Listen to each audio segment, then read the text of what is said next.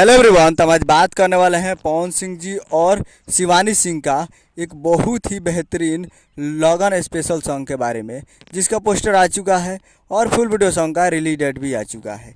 और इस गाने को लिखे हैं अरुण बिहारी जी और इसमें म्यूजिक दिए हैं छोटू रावत जी। और इस गाने को गाए हैं पवन सिंह जी और शिवानी सिंह जी, जो कि आपको स्क्रीन कवर दिखाई दे रहा है।